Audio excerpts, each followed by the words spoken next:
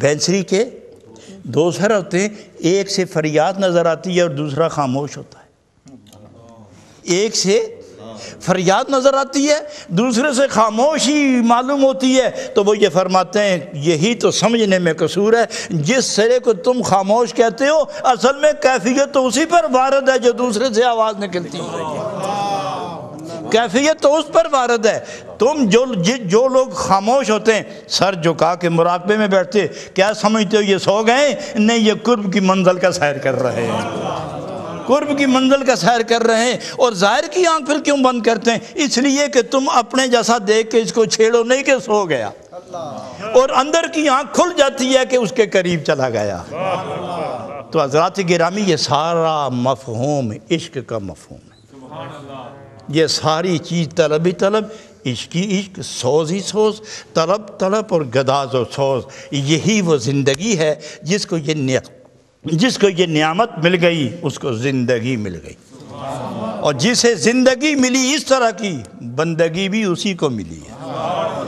بندگی، باقی جتنے لوگ ہیں اس کیفیت کے بغیر وہ رسم بندگی کے میں کہہ دیں، وہ رسم بندگی میں کہہ دیں، اور حقیقی بندگی اس کو ہے جس کا دل جل گیا ہو، جس کا باطن جل گیا ہو اور کچھ نہ رہا ہو۔ اور حضرت سعدی فرماتے ہیں جب ایک لکڑی جل رہی ہو تو اس کے ساتھ دوسری ملاؤ، اس لیے کہ تنہا لکڑی جلنے والی بجھ جائے گی، اور جب دو ہو جاتی ہیں تو پھر وہ کبھی ختم نہیں ہوتی۔ جب ایک محب جلتا ہے تو محبوب قریب آ کے اپنی نظر کے نشانے پہ اس کو بٹھا کے اسی آگے محبت کو وصل سے تیز کر دیتا ہے۔ تو حضرات گرامی، اس کے بعد عبادت شروع ہوتی ہے، اس کے بعد عبادت شروع ہوتی ہے۔ اور آپ نے یہ حدیث علماء کرام سے بارہا سنی ہوگی کہ خدا کو دیکھو اور اگر نظر نہیں آتا فَإِن لَمْ تَكُنْ تَرَاهُ، اسے محققین لکھتے ہیں۔ میں نے کم از کم 2-3 تصوف کی کتابوں میں محققین کا قول پڑھا ہے، میں وہ قول سنا رہا ہوں آپ کو۔ اگر تم خدا کو نہیں دیکھ سکتے فَإِن لَمْ تَكُنْ تَرَاهُ فَإِنَّهُ، وہ تمہیں دیکھتا ہے۔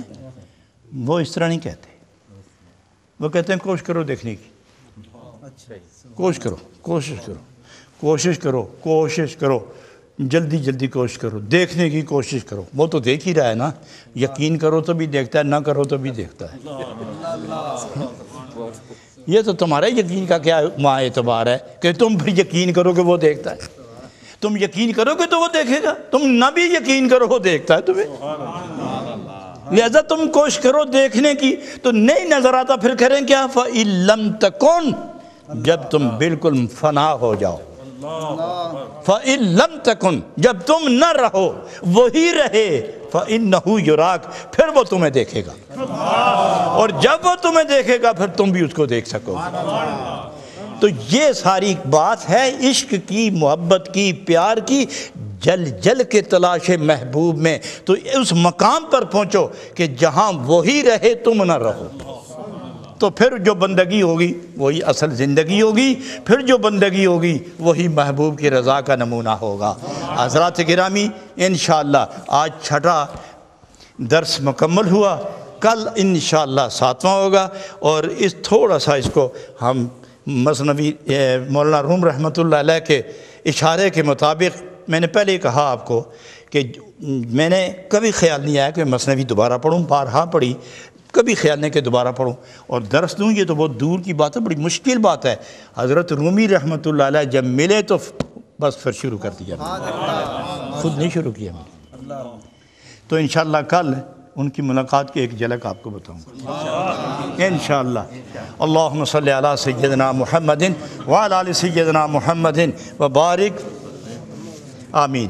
الحمدللہ رب العالمین، والصلاة والسلام علی سید الانبیاء والمرسلین وعلی آلہ الطیبین الطاہرین واصحابہ الکاملین المعظمین، وصلی اللہ تعالی علی حبیبہ محمد وآلہ وصحبہ اجمعین برحمتک یا ارحم الراحمین۔